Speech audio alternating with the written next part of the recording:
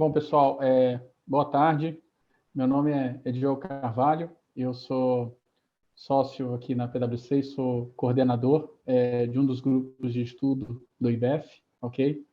Hoje a gente vai falar um pouco sobre imposto de renda diferido, tá? Principais desafios, o que nós temos que levar em consideração quando do registro e também alguns temas referentes à divulgação, ok? Quem vai conduzir essa apresentação é o Tiago Ferrarese, tá? O gerente também que trabalha na PwC junto comigo. Antes da gente iniciar, né, a gente queria primeiro agradecer a presença de todos, também aos patrocinadores, e também tem um breve vídeo institucional para falar um pouco sobre o IBEF aqui de Campinas e as iniciativas que nós temos, e aí assim que concluir a gente já começa a apresentação, tá bom? Muito obrigado e uma boa apresentação para a gente, todos nós. Um abraço.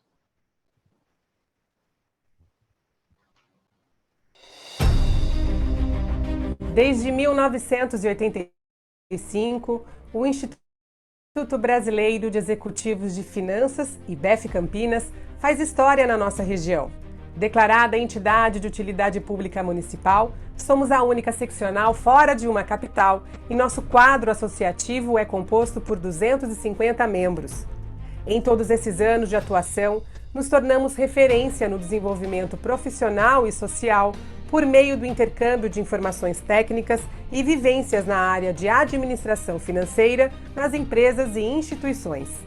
Entre os eventos que organizamos, temos as reuniões mensais dos comitês de estudos em diversos segmentos, além de debates sobre cases empresariais, fóruns, almoços, seminários, webinários, palestras, masterclass e encontros com personalidades do mundo financeiro, político e econômico do nosso país. Tudo isso visando a interação entre nossos associados e permitindo o diálogo constante sobre temas relevantes para o desenvolvimento de cada um. Para os que estão iniciando no mercado de trabalho, o Comitê IBEF Jovem promove eventos para troca de experiências entre os novos executivos e os mais experientes, além do programa de mentoring, que é conduzido por profissionais gabaritados da área financeira com o objetivo de lapidar as futuras lideranças. Outro comitê de destaque é o IBEF Mulher, que reúne as executivas do IBEF Campinas no debate enriquecedor de temas voltados ao mercado e sua participação cada vez maior na área de finanças. Já o IBEF Agro, o último comitê lançado pela nossa regional, visa envolver os associados junto a lideranças em torno do segmento que mais cresce no Brasil, o agronegócio. E com o reconhecimento ao trabalho de excelência dos nossos associados do IBEF Campinas, em 1991 foi instituído o Prêmio Equilibrista em nosso calendário anual. Trata-se de uma importante cerimônia de entrega do Troféu Equilibrista ao Executivo do Ano na nossa região, eleito por votação pelos colegas de finanças. Além do prêmio principal, também elegemos destaques setoriais. Mas nem só de corporativo vive o associado do IBEF Campinas. Também buscamos contribuir para a sua qualidade de vida e de seus familiares, promovendo jantares ao longo do ano com uma boa gastronomia. Além do evento socioesportivo, que tece uma rede de relacionamentos em torno de atividades esportivas e de lazer, permitindo também o networking em um ambiente sem as urgências e interrupções do dia a dia. Tudo feito de forma leve e acolhedora para que as famílias tenham as melhores lembranças. Nossa missão é congregar e promover um ambiente ideal para o desenvolvimento profissional e relacionamento social de toda a comunidade empresarial e institucional da região. O IBEF Campinas é tudo isso e muito mais. E só temos essa força porque contamos com parceiros muito especiais nessa caminhada. Seguimos juntos!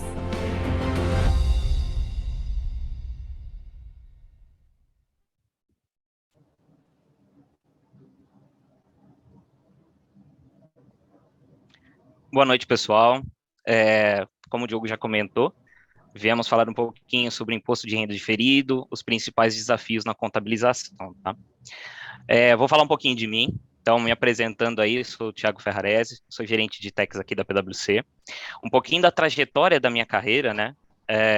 Bom, comecei essa carreira de auditoria, contabilidade fiscal em 2006, no escritório contábil, onde eu fiquei 1 ano, 3 anos numa indústria têxtil, me formei em administração de empresas na Unip, fiz uma MBA em finanças na Exanc, iniciei a carreira de Big Four em agosto de 2010, na UI, onde fiquei até abril de 2014, iniciando como trainee, carreira de trainee. Em novembro de 2014, ingressei na PwC como consultor, e até hoje, né, até a atual, então eu sou gerente de tax há 4 anos, e estou concluindo a minha faculdade de Ciências Contábeis no último semestre, tá? Aqui preparamos uma agenda, tá? Na verdade, a intenção é mais a gente discutir, pode ser uma apresentação simples, com alguns temas simples, de início mesmo, né, tanto da contabilização do diferido, quanto a divulgação disso na demonstração financeira, então os principais conceitos e dificuldades. Então, fiquem à vontade, isso é um bate-papo, alguns conceitos, algumas dúvidas que estiverem, depois vamos abrir até dúvidas, então podemos trocar alguns exemplos, algumas experiências do que a gente vê aí usualmente no nosso dia a dia, tá? Então, vamos trazer breves definições, a abordagem dos 9 passos, identificar os principais problemas, base fiscal, principais complicações, o reconhecimento disso, recuperabilidade desses impostos, a divulgação disso na demonstração financeira e a agenda de dúvidas aí. Vai ser uma apresentação conduzida por mim e pelo Diogo, que é sócio da área de auditoria aqui da PwC, onde a gente vai trocar essas experiências, tá bom? Então, não menos importante, mas acho que é legal a gente trazer essas principais definições, apesar de simples, como eu comentei, antes de iniciar todo esse processo de imposto de renda diferido, tá? Então, o imposto de renda, impostos calculados com base em lucro tributável, tá? Imposto corrente. Então, já falando que temos um lucro tributável, você só terá um imposto de renda corrente se você tiver um lucro tributável. Então, você vai ter o pagamento, vamos dizer assim, do imposto de renda e da contribuição social. Diferença temporária. Diferença entre o valor contábil do ativo ou passivo, valor contábil, e o seu valor para fins fiscais, né? É o aspecto temporal. Pode complementar, Diogo, se quiser. Não, é que, na verdade, o slide não está sendo compartilhado ainda, Thiago. Não sei se deu algum problema ou não. Deixa eu ver. Aqui para mim estava. Desculpa aí, pessoal. Imagina, vamos lá.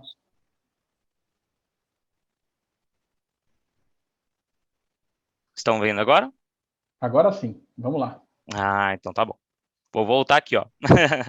a nossa introdução, como eu comentei sobre mim, a nossa agenda, então das breves definições, abordagem dos 9 passos, identificação desses problemas, e voltando para onde eu estava falando, a questão das definições, tá?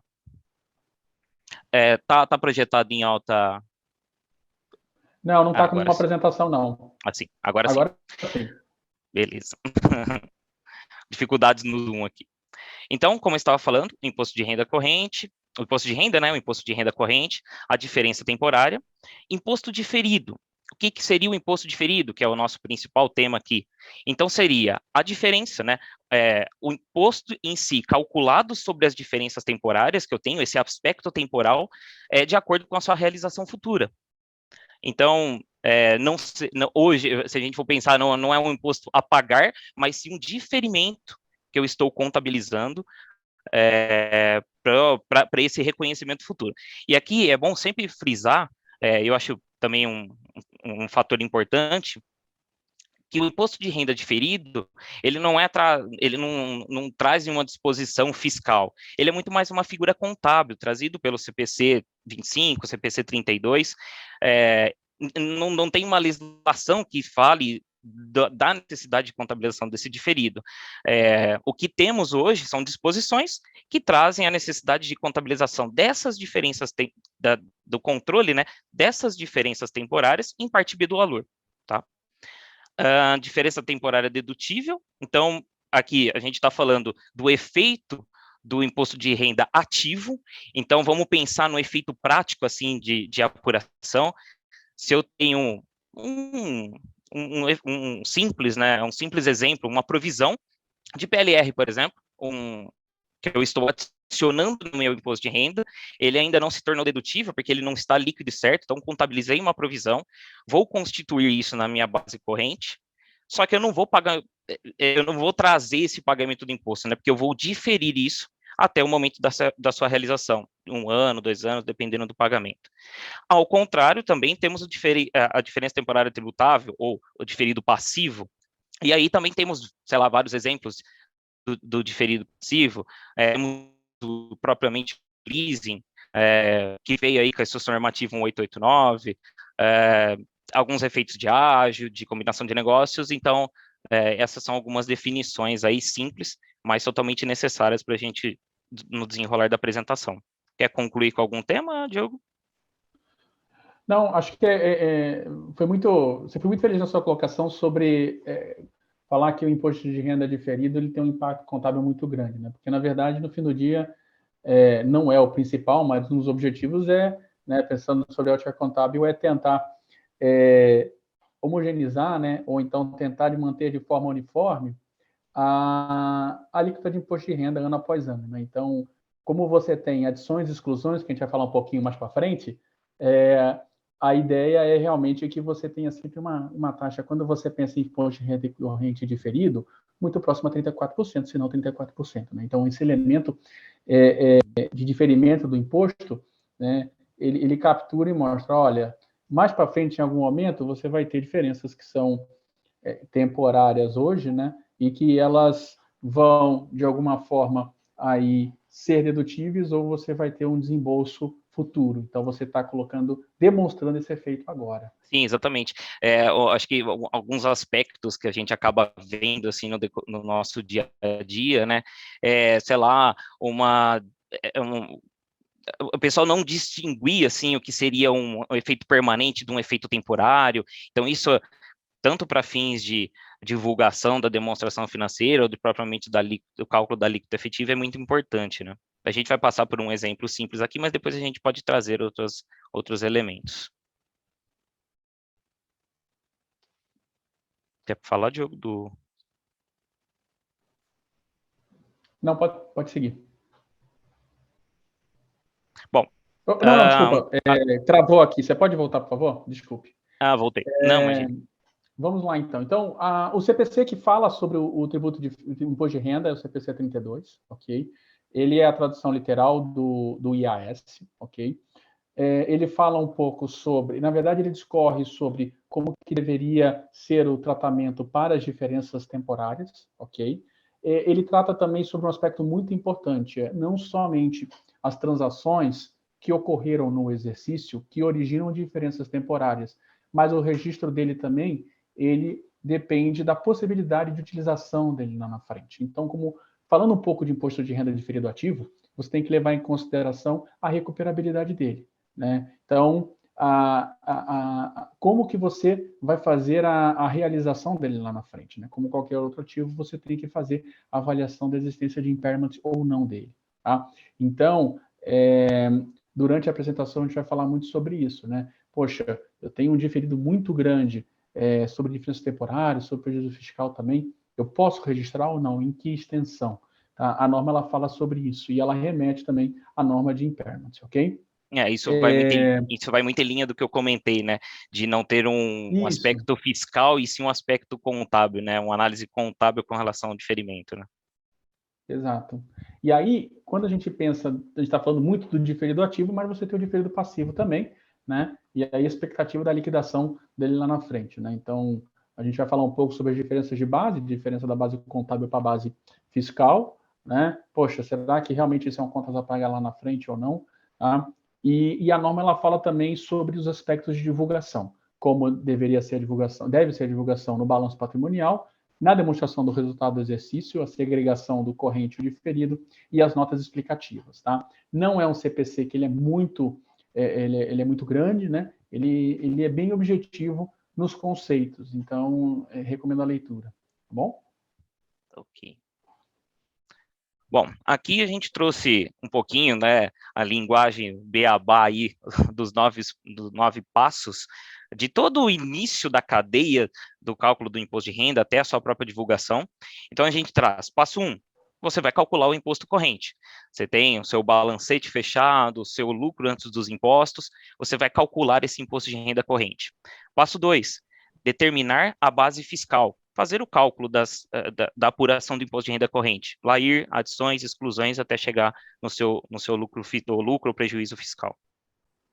Calcular as diferenças temporárias, como eu disse, entre essas adições e exclusões, temos diferenças permanentes e temporárias. Passo 4, identificar as exceções. Exceções com relação a essas diferenças temporárias e permanentes, o que poderia ser calculado ou não para fins de diferido, o motivo também dessa exceção. Passo 5, revisar essas diferenças tributárias, dedutíveis e prejuízo fiscal, como o Diogo comentou, recuperabilidade, eu deveria ter isso para fins de diferimento ou não. Determinar as alíquotas de impostos, a gente vai trazer um exemplo, né, de uma alíquota que não é calculada, de uma alíquota de diferimento, tanto corrente quanto diferido, que nem sempre é 34%, por conta de benefício fiscal, por exemplo. Reconhecer o imposto diferido, depois de calculado, reconhecer ele na contabilidade, seja ele ativo, passivo, de acordo com essa recuperabilidade, essa questão de análise de impairment, para fins contábeis, né, que o Diogo também comentou, apresentação e compensação, e propriamente a divulgação na demonstração financeira, tanto do diferimento, né, do saldo do diferido, quanto da alíquota efetiva, tá? Que acho que é o passo final aí, pensando em demonstração financeira. Bom, aqui a gente traz essa diferença, né, do imposto de renda a pagar e a recuperar sobre o resultado, e os ajustes de períodos anteriores. E como que isso é medido? Medido como o valor que se espera pagar e recuperar no futuro. Então, como eu disse, uma diferença temporária, ela vai muito em linha da expectativa de realização dela futuramente. Um exemplo, prejuízo fiscal. O prejuízo fiscal, ele não tem característica de prescrição, ou seja, ele nunca vai se extinguir. Isso eu não estou nem entrando em mérito de uma possível reforma tributária, estou pensando no momento presente. E desse valor, eu sei que eu posso, né, recuperar isso a 30% a cada ano que passa, limitado, né, ao meu lucro fiscal do ano. Então, será que eu consigo recuperar isso numa análise futuramente sobre 100% desse meu prejuízo, se ele for um número alto? Não consigo. Uma provisão de contingência. Será que futuramente ela vai ser dedutível ou não? Será que ela vai ser, eu vou perder ou ganhar a causa? Então, tem várias análises em torno dessa questão do cálculo do diferimento, né, dessas diferenças temporárias. E aí, uma principal pergunta, né? Na montagem da alíquota efetiva, da divulgação, a gente sempre tem ajuste de anos anteriores. Então, a gente sempre fala assim, eu montei aqui, calculei meu diferido, com todas essas análises de diferenças temporárias, e no final não bateu, não fechou a minha demonstração, a minha alíquota. E aí, a gente se pergunta, dentro da contabilidade existem ajustes de anos anteriores, mas o que pode ser esses ajustes anteriores? Vou trazer 2 exemplos bem simples que a gente acaba vendo recorrentemente, que é a questão do preço de transferência, que é uma adição na apuração do imposto de renda, é uma diferença permanente, porém o que acontece muitas vezes é eu reconhecer nesse primeiro momento, em dezembro, um valor estimado, ou até um valor final calculado, né, com todo o cálculo, só que a minha apuração do imposto de renda, eu não tenho aonde divulgar ela, senão na minha ECF, que é entregue em julho ou setembro, né, nos últimos anos que aconteceu, do próximo ano. Até lá, eu posso mudar a minha metodologia de cálculo, eu posso abrir o meu custo e aí pegar informações da minha coligado, da minha empresa, da minha matriz no exterior, que vai mudar esse valor da adição do preço de transferência. Então, um exemplo rápido, adicionei 1 milhão em dezembro, depois mudou para 400 mil, eu tive uma diferença de 600. Essa diferença vai mudar a minha base tributável, que vai mudar meu imposto de renda corrente. Como eu já fechei isso em dezembro, e eu estou falando de julho ou setembro do próximo ano, eu vou ter um ganho, uma recuperabilidade de imposto corrente. Esse ganho, eu vou reconhecer, eu não vou precisar reabrir o meu balanço do ano anterior, eu vou reconhecer dentro do ano corrente, na linha propriamente do imposto. Tá? Reconhecendo isso, logicamente, na hora que eu for montar a minha alíquota efetiva e comparar com o meu saldo contábil, eu vou ter uma distorção. Essa distorção é por conta desses ajustes de anos anteriores. E isso a gente, como necessidade, a gente teria que expurgar isso na alíquota efetiva. Um outro exemplo também é o benefício da Lei do Bem, onde eu vou entregar o meu formulário do Ministério da Ciência e Tecnologia até setembro ou no ano seguinte, né, pela determinação do Ministério, e que também pode afetar o cálculo da minha alíquota efetiva, ajuste de anos anteriores, tá bom? Então, eu trouxe 2 elementos, assim, os mais simples, o que a gente mais vê usualmente, tá? Quer completar, Diogo? Não. Depois a gente vai falar um pouco sobre os tipos de diferença, e Da aí também divulgação, né? como que, por exemplo, o resultado abrangente, ele entra nisso, né? Ele pode ter um efeito também na hora que você faz a reconciliação da despesa de imposto de renda com a movimentação do tributo diferido no balanço patrimonial. Então, há um descasamento, mas a gente vai explicar um pouquinho também mais para frente. Tá bom. Bom, aqui algumas definições com base no CPC, bem simples o que traz o CPC. Base fiscal de um ativo, o valor que será dedutível para fins fiscais quando comparados com benefícios econômicos tributáveis, que fluirão para a entidade quando ele recuperar o valor do contábil desse CPC. Temos o valor dedutível no futuro. Uma base fiscal de um passivo, seu valor contábil menos qualquer valor que será dedutível para fins fiscais relacionado àquele passivo em períodos futuros. Então, nesse caso, o valor contábil menos o valor dedutível no futuro, tá? Definições do CPC. O que seria uma base fiscal? Então, aqui a gente está trazendo alguns elementos de diferença entre o valor contábil e base fiscal. Podemos ter essas diferenças. Tínhamos isso numa figura pela Lei 11.638, hoje extinta, chamada RTT. Essas diferenças ainda permanecem, mas não com esse nome, mas sim como uma diferença temporária. Então, a gente trouxe alguns elementos de exemplo, onde a gente pode ter essa diferença do contábil para a base fiscal, tá? Empréstimo a pagar, um exemplo. O pagamento não tem consequências fiscais, não tem nenhum elemento que me traga a diferença entre o valor contábil e a base fiscal. Eu não tenho nada que eu vou ajustar na minha base fiscal de determinação para fins de empréstimo a pagar. Eu fiz um empréstimo no banco, com ligada, ou sei lá, ou uma outra empresa, e reconheci contabilmente base fiscal. Ele está lá no meu LAIR, não tem ajuste na minha apuração de imposto de renda. Aí o item fábrica, a gente está trazendo aqui o elemento da depreciação. Então, contabilmente, eu depreciei 800, só que fiscalmente eu posso ter uma distorção, por conta do meu cálculo pela depreciação fiscal.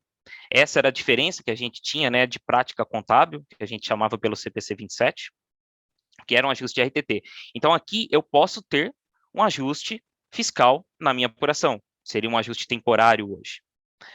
Um outro item simples, provisão para garantias. Reconheci essa provisão contabilmente de 600. E aí aqui a gente traz, né? Por que a gente traz 0 na base fiscal? Dedução do imposto permitido somente quando a despesa for incorrida. Por quê? Ela é uma provisão.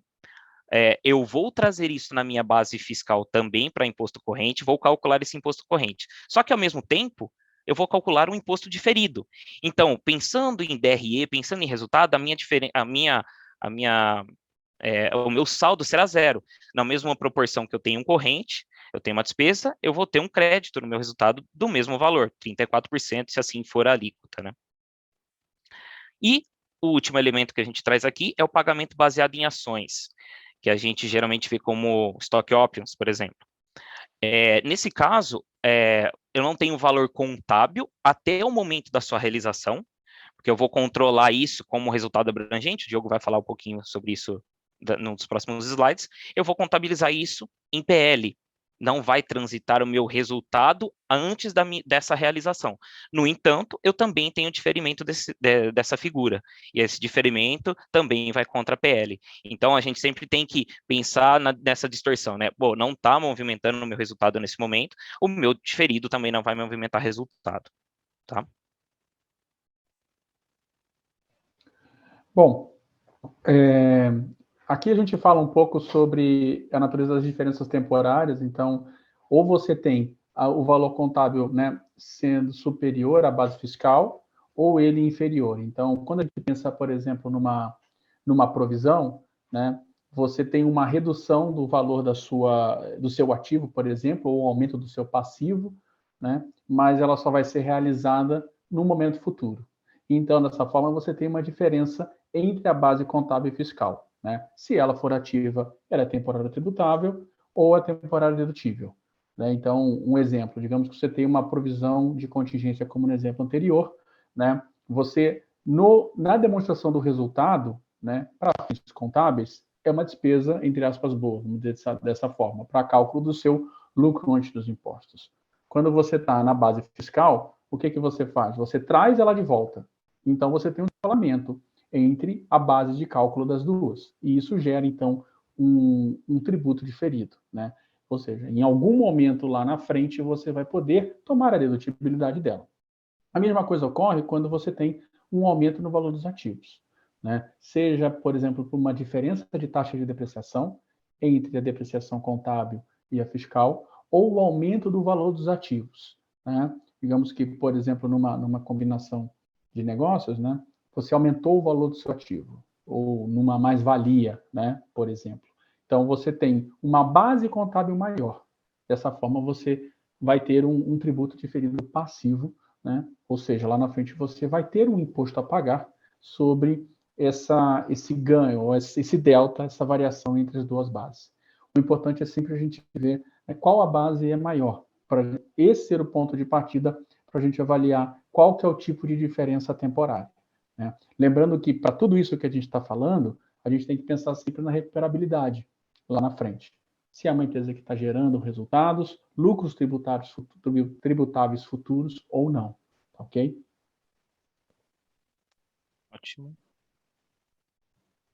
Bom, existem algumas exceções no reconhecimento inicial, ok? Então, quando a gente fala, então, aqui são algumas situações, então, quando você tem uma combinação de negócios, né, você reconhece sim o tributo diferido, caso não seja, né, afeta o lucro contábil ou o lucro tributável na época da transação, caso não seja nenhum dos dois, você não reconhece. Ou seja, se não afeta o lucro, que é base para tributação, você não reconhece o tributo, tá? Aqui a gente está falando sempre sobre as bases. Então, poxa, será que isso está indo para o resultado? Está indo para o resultado abrangente, né? Quando você vai no CPC 32, ele fala o seguinte, né? Todo lançamento, né, você tem que avaliar os impactos tributários, se acompanham nele ou não, tá? É muito comum quando a gente pensa em resultado abrangente, né? Então, sobre o resultado do exercício, eu acho que a gente falou vários exemplos, né? Quando a gente fala sobre o resultado abrangente, a gente tem, por exemplo, às vezes um head account, né? Ou então um, um passivo atuarial, né? Um plano de pensão futuro, ou então alguma obrigação pós-emprego, por exemplo, né? Nesse tipo de lançamento, você tem um tributo diferido, sim, que deve ser contabilizado, né? Ele acompanha o lançamento dessa despesa. Em algum momento ela vai se reciclar para o resultado, ou seja, ela vai realizar. Tá? Mas a contabilização do tributo, ela deve ser feita, ok? Então, acho que aqui é importante, né? Sempre na hora que a gente estiver fazendo algum registro contábil ou revisando algum registro contábil que tem impacto, por exemplo, no resultado, né? Se o efeito tributário ele está sendo capturado, tá? Pensa assim, né? Qualquer lançamento que vai até a linha do lucro antes do imposto, teoricamente ele compõe o LAIR, né? O lucro antes dos impostos. Então ele já tem o seu impacto tributário capturado quando você aplica os 34%.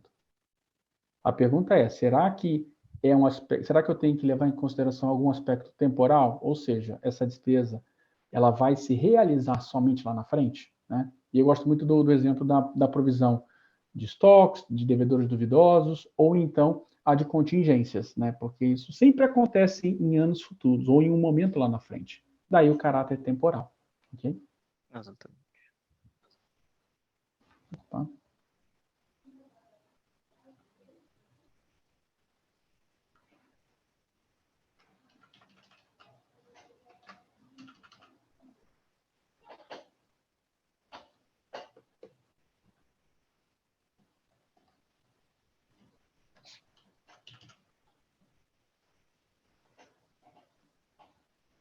Atualizou aí, Ju?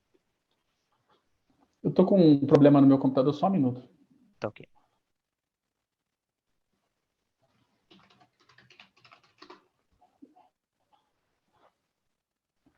Voltei, pessoal, desculpa. Tá bom? Eu não sei o que aconteceu aqui, mas vamos lá. Então, aqui, esse slide a gente fala sobre os critérios para reconhecimento do ativo. Então, aqui a gente traz já os elementos que a gente tem que avaliar sobre a geração de lucros tributários futuros. Tá? A norma, ela fala isso, ok? Se não me falha a minha memória, é o parágrafo 35 e tal, mais para frente a Acho que é gente tem isso a mesmo, Ju. referência dele. Acho que é isso mesmo. Uhum. Então, ele fala o seguinte: como qualquer ativo, você tem que realmente, em algum momento futuro, ter a capacidade de realizá-lo, utilizá-lo. Né? Se você não tem essa possibilidade, você não deveria registrá-lo, ok? Então, existem algumas organizações, por exemplo, que elas têm, por algum motivo específico, recorrência de prejuízos, né? E aí não vem ao caso a gente, né, falar agora, mas pode ser por uma questão estratégica, tem um contexto de grupo, né? E aí então você fala, poxa, mas se você não tem como pagar imposto nos próximos anos, como que você então vai registrar esse tributo ativo, né? Porque você parte do pressuposto que em algum momento você vai pagar imposto, né? Então, o primeiro quadrado, né, o primeiro retângulo, ele fala o seguinte: existem impostos diferidos passivos que atendem os critérios de compensação? Legal. Se sim, então a gente deveria reconhecer o diferido ativo sobre a perspectiva do que você tem de passivo, né? Ou seja, se eu vou pagar imposto lá na frente, legal, então significa que em um momento eu posso utilizar diferidos ativos para compensar isso, ok? Se não é esse o caso, eu vou ter lucros tributários futuros? Se você tiver essa perspectiva, e aí a primeira avaliação que a gente leva em consideração é sempre o budget, o forecast para os próximos anos. Como que você está na geração de resultados futuros, né? Olha o passado, obviamente, a gente tem que olhar como que foi, né, nos últimos anos. Então, se você tem uma recorrência de prejuízos, por exemplo, 2, 3, 4 anos, o que vai mudar para você ter lucro para frente? Então, é sempre uma pergunta bastante provocativa que a gente faz, né? E a gente avalia essas informações para verificar a extensão de quanto o ativo deveria ser registrado, ok? Oportunidade de planejamento tributário, né? Pode ser que você tenha aí alguma oportunidade que você entenda que você consiga suportar essa realização, ok? Agora, se nenhuma dessas três você consegue demonstrar, começa a enfraquecer o registro desse ativo, ok? Quando você vai para o inglês, né, é muito comum você ouvir o termo valuation allowance, que nada mais é do que uma provisão que reduz o imposto de renda diferido registrado.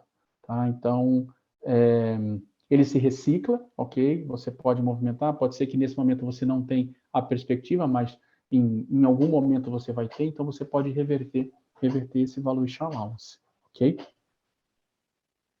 Então, Esse da próximo slide. oportunidade tributária, até como um exemplo, assim, a gente pode, sei lá, comentar, né? Sei lá, eu como empresa tenho muito prejuízo fiscal e eu tenho uma empresa abaixo de mim, uma coligada, que eu vou incorporar. Se eu for incorporado, eu perco todo esse meu prejuízo fiscal pela determinação fiscal, mas se eu estou incorporando essa empresa que é lucrativa, por exemplo, e eu sei que no futuro eu vou ter lucro, seria uma das perspectivas para a gente falar, ó, vai mudar o meu forecast por conta dessa oportunidade de planejamento tributário, e no futuro eu vou sim ter a realização desse valor, porque eu vou ter um lucro tributável. Então, acho que esse é um exemplo legal também. Bom, aqui a gente está trazendo essas divergências ou essas diferenças temporárias, dedutíveis e prejuízos fiscais como exemplo, e vai muito em linha com o que o Diogo comentou. Então, a gente traz reconhecer o imposto diferido se eu tenho diferenças temporárias apropriadas para a realização futura, eu tenho, ou melhor, eu tenho diferenças temporárias, no exemplo, PDD, contingência, estoque, dentre outros, PLR, por exemplo, tenho isso na minha contabilidade e no meu fiscal? É uma análise para fins de diferimento ou e é propriamente uma diferença temporária. Eu tenho lucros tributáveis suficientes que estarão disponíveis no futuro, como o Diogo comentou, a recuperabilidade desse valor na linha do tempo, né, nesse forecast, no fluxo de caixa.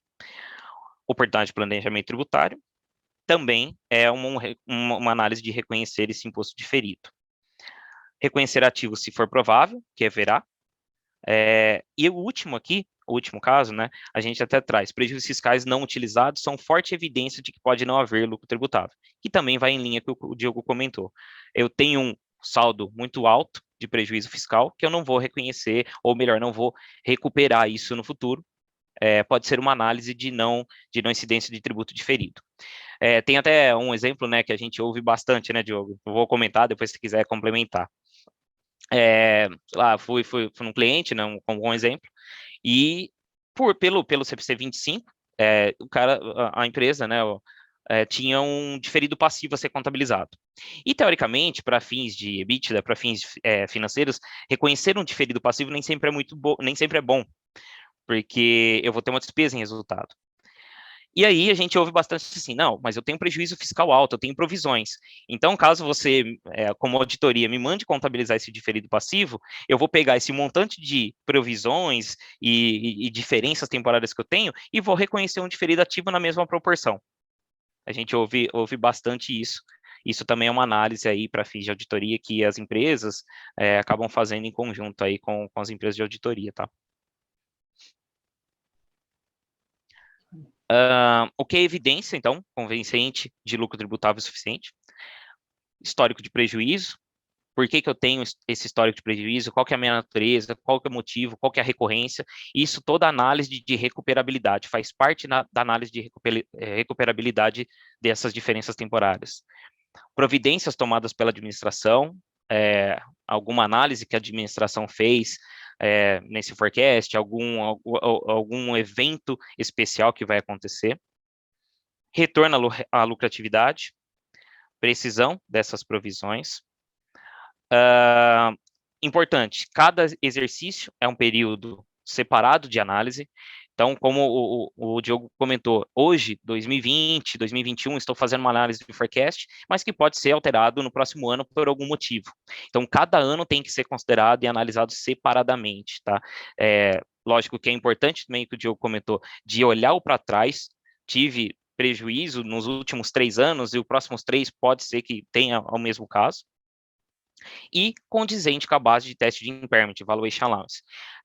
Como também o Diogo comentou, nesse forecast, o cara faz toda a previsão dele nos anos seguintes, e ele já tem um diferido contabilizado como exemplo. E ele vê que até 2025 ele vai ter lucro, e após, sei lá, 2025 até 2030, ele fala assim, não vou recuperar tudo isso de tributo diferido. O que ele faz? Ele já tem esse tributo diferido, ele faz um valuation allowance diminuindo esse cara para fins contábeis, esse elemento para fins contábeis. Ok? Quer complementar, Diogo? Alguma coisa? Não. Ok. Bom, um dos passos também é sobre a definição da alíquota que deveria ser praticada. Aqui é 34%, né? Mas pensando às vezes num contexto de consolidado, de empresas em diferentes países e tal, com diferentes alíquotas, isso deve ser levado em consideração. Nem sempre né, as alíquotas são as mesmas, então a gente tem que avaliar qual que deveria ser a praticada. Aqui, né, sendo um tributo de abrangência nacional, o 34% é aplicável, ok? Então, acho que esse para nós aqui dos passos é o mais simples, né? É muito comum isso acontecer quando a gente acaba fazendo alguma empresa, tanto a parte societária, a parte de análise Brasil, e a parte de report. Como o Diogo comentou, tem essas diferenças entre países. Não necessariamente a gente vai ter as mesmas diferenças temporárias nestes países, tanto pelo IFRS, por exemplo, né, como o IFRS, então a gente não vai ter essas diferenças, pode ser que não haja essas diferenças temporárias iguais, e a alíquota também diferente para fins de demonstração financeira. Então, quando a gente acaba fazendo uma demonstração financeira report e uma demonstração financeira Brasil, ela pode ter essa distorção de alíquota que o Diogo está comentando, não necessariamente os 34%. Para fins Brasil, a alíquota nominal, ainda sem olhar reforma tributária, é os 34%, e os 25% de R e 9% de CS, mas tem algum exemplo que eu vou citar mais para frente, como problemas comuns, que ela pode ser diminuída por conta de benefício fiscal, tá ok? Bom, aqui a gente traz um exemplo simples, muito simples, do reconhecimento disso e a chegada, né, do tributo diferido. Então, a gente tem esse valor contábil, em outras palavras, o meu LAIR, de 100. Aí, onde eu vou calcular o meu imposto de renda corrente, né, corrente diferido junto, eu tenho uma base fiscal, um exemplo, uma diferença permanente, multa, brinde, preço de transferência, que eu vou tirar esse efeito 40. E para fins diferido, o que eu vou fazer? A diferença, né? Eu tenho o restante é uma diferença temporária, o meu 60%. Então, vamos imaginar que essa diferença temporária, eu estou falando de provisão. A alíquota de 34%, a alíquota nominal que eu comentei, eu vou ter sim um diferido ativo ou passivo de 20%. Tá? Esse é o exemplo simples, o mais simples, lógico que tem várias distorções. Aqui a gente não está trazendo figura de, por exemplo, AVP, figura de alguma combinação de negócio, a gente não está trazendo nem o prejuízo fiscal, tá? Bom, falando um pouco sobre a apresentação e como deveria ser feita a compensação. Então, pensando em demonstração financeira, balanço patrimonial e resultado, eles são apresentados de forma líquidas, sendo positivo ou negativo. Então, se você tem um diferido maior ativo do que passivo, ele fica apresentado no ativo, né? Quando você vai no resultado, a divulgação, você tem que ter a segregação entre o tributo corrente e o tributo diferido, e os dois somados, você chega na despesa de imposto de renda, ok? O diferido, ele é sempre um item não corrente, apesar de você ter uma necessidade de divulgação em nota explicativa do tributo que você realiza nos primeiros 12 meses e depois dos 12 meses, nos próximos 12 meses e depois de 12 meses. Apesar dessa apresentação, ele é integralmente apresentado como não corrente, então longo prazo, ok? O tributo diferido, ele nunca é descontado a valor presente, ok? Então, é sempre o valor nominal, ok? E a entidade, ela deve compensar os tributos diferidos, ativos e passivos, se tiverem relação com a mesma autoridade tributária, tá? Então, aqui pensando nas entidades jurídicas, ok? Agora acho que a gente começa a entrar no mundo da divulgação da demonstração financeira e algumas preocupações, e a gente, como faço essa análise geralmente com o pessoal da auditoria, junto com o Diogo, a gente entra bastante nessa análise da demonstração financeira e sua alíquota efetiva, a gente vê acontecer as mais diversas as mais diversas demonstrações aí, né? Então, só trazendo algumas definições também, conciliação da despesa de imposto com lucro contábil. Então, a conciliação do total desses impostos, despesa do corrente diferido. Então, lá na demonstração da minha alíquota efetiva, eu vou ter toda a disposição da alíquota efetiva, a gente vai trazer um exemplo, só que esse total na disposição tem que fechar ou tem que bater com o total que eu contabilizei de imposto corrente diferido. Lembrando que nessa linha de contabilização do imposto, né, corrente diferido, eu posso ter os ajustes de anos anteriores que eu comentei, tá? Então, itens de conciliação, quais são eles? O lucro não tributável ou despesas não dedutíveis relevantes, efeito de utilização de prejuízo fiscal não reconhecido, diferença de alíquota, por exemplo, de operações no exterior, ajuste de anos anteriores, como eu comentei, e nessa demonstração da alíquota efetiva, tirando esses elementos ou outros elementos que podem vir a ser mais complexos, não é para a gente ter diferenças de grandes distorções, tá? Isso aqui, beleza? Aqui eu trouxe um exemplo, tá? Mais simples também, dessa divulgação. Então, vamos imaginar que em 31 de dezembro do ano calendário, a entidade tem o preenchimento da parte A do LALUR, ou seja, o meu cálculo do imposto corrente. Então, tem o LAIR de 10 mil, uma provisão para contingência, um ajuste, né, uma adição de 2,5, também uma adição de multas de 400, depreciação acelerada em forma de exclusão de 1.200, receita de incentivos fiscais de menos 600, tá? Chegando assim num lucro real, nesse caso, lucro fiscal de 11.100, a alíquota combinada, a alíquota nominal de 34%, eu tenho uma despesa de RCS corrente de 3.774. Nesse exemplo, a gente está até classificando aí entre A e B, para a gente conseguir distinguir a figura do diferido e os elementos que não são calculados como diferido. Exato. E é um ponto importante Opa. essa segregação das diferenças temporárias e as permanentes, porque quando você pega 100% das movimentações das diferenças temporárias, a gente tem que conciliar isso com o que está registrado no balanço, né? Lá no ativo ou no passivo de imposto de renda diferido. Né? Então, é sempre um desafio bastante grande essa classificação. Né? É muito comum fazer a adição do saldo integral das bases e a exclusão do saldo integral das bases. Né? Então, poxa, legal. Como é que esse movimento, então, reconcilia contributo diferido? A gente vai ver isso nos próximos slides. Só lembrando também que isso a gente está trazendo como exemplo em uma empresa que tem a contabilização do diferido. Aí, se vocês perguntarem, Diogo, Thiago, eu não tenho na minha empresa a contabilização dessa figura do diferido contábil. Na minha demonstração financeira, na minha demonstração da alíquota efetiva, como é que ficaria?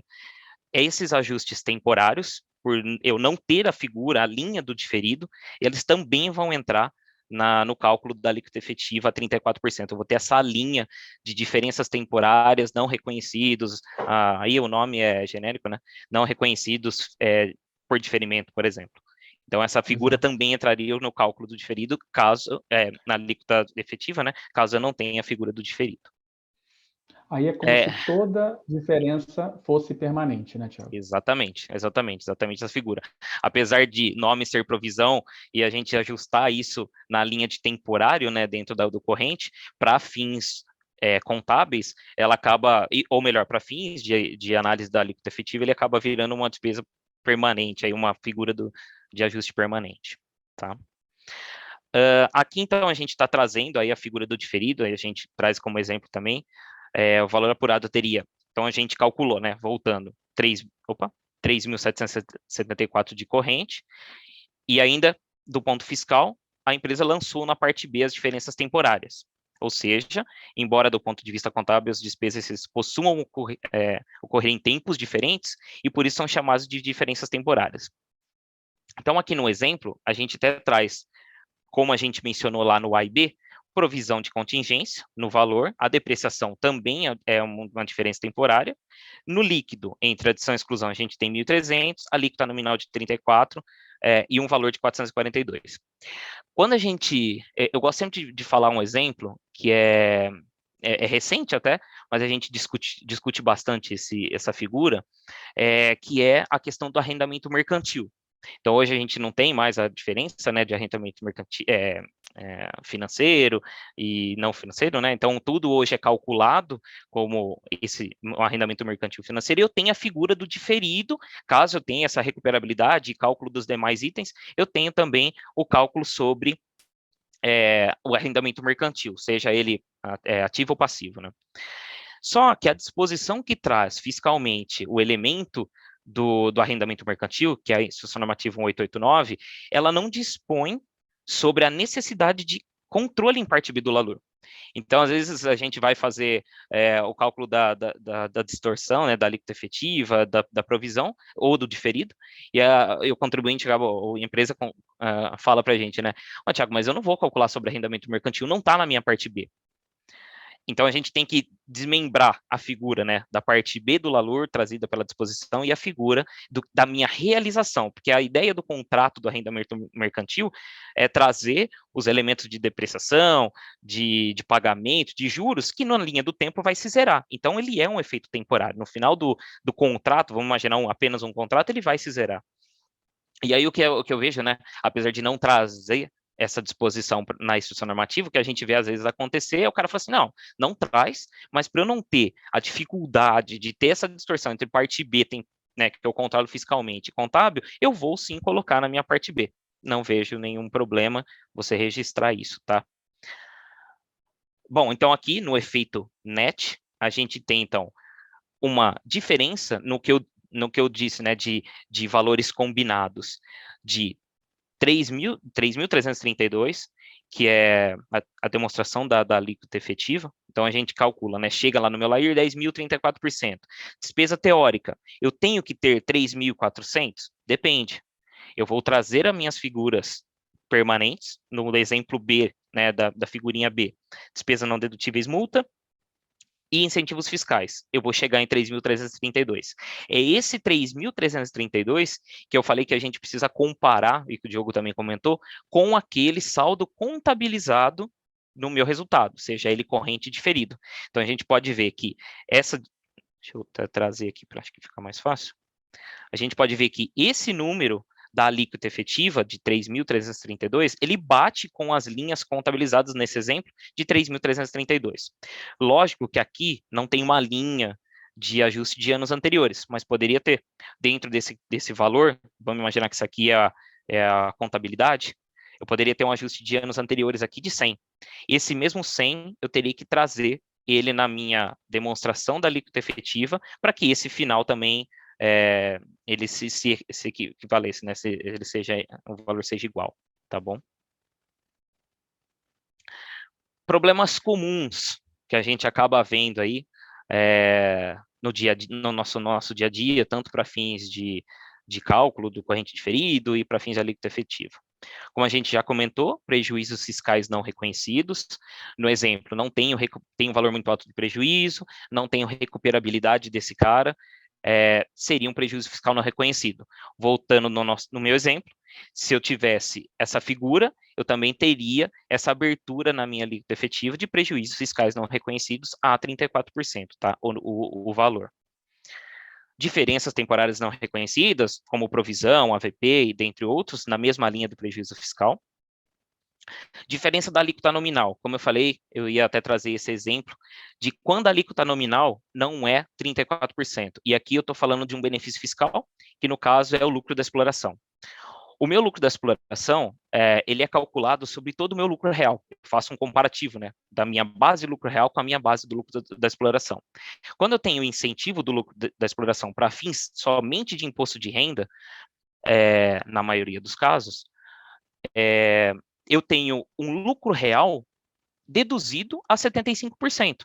Então, quer dizer que, futuramente, se eu ainda tiver o benefício, geralmente válido por 10 anos e podendo ser renovado, eu não vou ter a recuperabilidade desses valores a 34%. Eu vou ter a menor em 75%.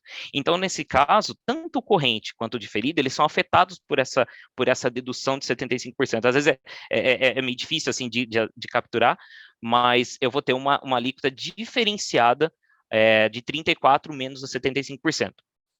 Se eu não me engano, 16, alguma coisa, não estou com o cálculo aqui. Mas então eu vou ter essa figura diferente do 34%, tá? Imposto de renda diferido relativo a componente de resultado e resultado abrangente. Como o Diogo comentou, eu já trouxe o exemplo. Nesse caso, stock options, que ainda não foi para resultado, não foi pago, né, não teve o desembolso, onde eu vou ter o imposto diferido calculado entre contas patrimoniais apenas, não afetou meu resultado, não vai afetar minha apuração do imposto de renda, não vai afetar meu cálculo do tributo diferido e a alíquota efetiva, então, ele vai ficar só entre contas patrimoniais. Apresentação do imposto corrente ativo e passivo no balanço patrimonial, segregação ou efeito líquido. Então, aí, Diogo, não sei se você quiser complementar, mas o mais correto a se ver, até por notas explicativas, é segregar o tributo corrente do tributo diferido. Às vezes, nem todas as empresas têm duas contas para contabilização disso, acaba contabilizando em apenas uma, mas esse desmembramento para fins de divulgação da demonstração financeira ou da alíquota efetiva tem que ser segregado. Tá? O valor do imposto corrente ou diferido, que se espera liquidar após 12 meses. E aqui, Diogo, também se você quiser complementar, me fala aí se eu estiver falando alguma besteira. Para fins de contabilização, o imposto diferido, ele é contabilizado somente como um longo prazo, ou seja, somente na linha de recuperabilidade após 12 meses. No entanto, para fins de divulgação da demonstração financeira, eu tenho a quebra do curto e longo prazo. Então, vou dar um exemplo trazendo a questão da provisão que o Diogo comentou. PLR. O PLR é uma provisão no mês de janeiro, por exemplo, e eu tenho a incerteza que eu vou pagar isso dentro do ano, do valor, tudo mais, vou contabilizar uma provisão. No entanto, isso pode acontecer em novembro, por exemplo, dezembro, e eu vou ter uma recuperabilidade disso em até 12 meses. Um outro caso, o PDD ou uma contingência que eu ainda tenho essa incerteza, ele vai ser recuperado à frente de 12 meses, né, a mais de 12 meses. Isso seria a figura do longo prazo. E a conciliação para o imposto total, né, corrente diferida e não somente para o imposto corrente. A conciliação das duas figuras, principalmente para a questão da demonstração financeira e a alíquota efetiva. Tem algum elemento aí a complementar, Diogo? Não, acho que um tema importante também que às vezes a gente vê quando faz essa análise de alíquota efetiva e tal, é o efeito da equivalência patrimonial, que tem que ser excluída também, né? E aí, então, isso também distorce bastante o valor da despesa de imposto de renda, né? Então, fica destoante dos 34%. Né? Exatamente. Então, A quando a equivalência, gente revisa e tal, exato. a equivalência acaba sendo um ajuste permanente, né? E um É outro isso. elemento também, né? Às vezes a forma como eu demonstro no meu resultado o juros sobre capital próprio também pode afetar ou ser demonstrado na minha alíquota efetiva, né? Sim, isso mesmo. Muito bem. Bom, pessoal, é isso. Não sei se a gente correu. Eu sei que eu até trouxe o menininho, né, com a mão na cabeça, porque às vezes pode ser que tenham dúvidas muito relevantes. Meu Deus, que mundo é esse? Meu Deus, o que eu estou vendo aqui da contabilidade fiscal? Mas eu vou abrir aí a agenda de dúvidas, vou até tirar a apresentação para ver as pessoas que estão aqui. Eu não estou vendo ninguém, mas aqui a gente quis trazer um pouco de todos esses elementos nessa 1 hora de apresentação. Se tiverem dúvidas ou comentários ou exemplos que a gente possa compartilhar aí com todos, são sempre bem-vindas, tá? E aí, obrigado aí.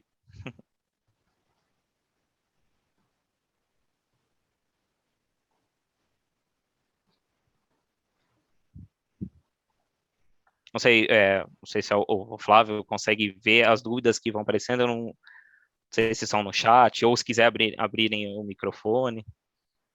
Eu fiz assim, Thiago, eu deixei o canal do chat e também, se alguma pessoa quiser abrir o microfone, fique à vontade, tá? Deixa eu ver. O Tomás perguntou da projeção, desculpa, eu não prestei atenção que eu não estava Foi lá no começo. projetando, logo no começo.